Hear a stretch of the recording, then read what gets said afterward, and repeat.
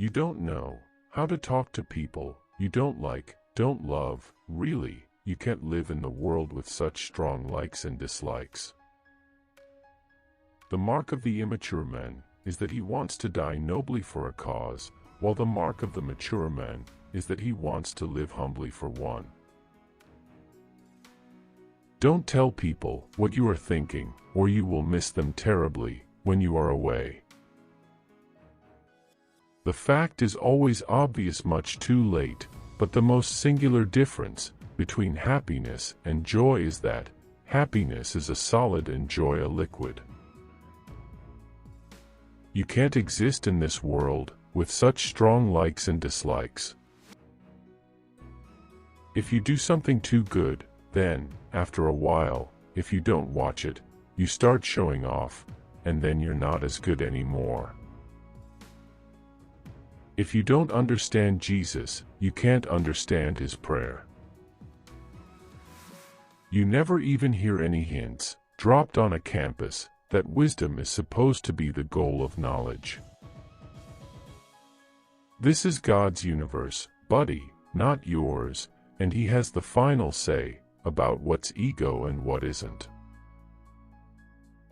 Many men have been just as troubled morally and spiritually as you are right now. Happily, some of them kept records of their troubles. If a girl looks swell when she meets you, who gives a damn if she's late? If you're not in the mood, you can't do that stuff right. People always clap for the wrong reasons. Most stuff that is genuine is better left unsaid. A woman's body is like a violin and all, and that it takes a terrific musician to play it right. People are mostly hot to have a discussion when you're not. Nobody who's really using his ego, his real ego, has any time for any goddamn hobbies. You're a student, whether that idea appeals to you or not, you're in love with knowledge. We have to live a life that is more revolutionary than that of the revolutionaries. You don't always have to get too sexy to get to know a girl. Some people you shouldn't kid, even if they deserve it. The thing is, if you get very depressed about something, it's hard as hell to swallow. A man can't go along indefinitely, carrying around in his pocket a key that doesn't fit anything. There isn't anyone out there who isn't Seymour's fat lady. I can't explain what I mean, and even if I could, I'm not sure I'd feel like it.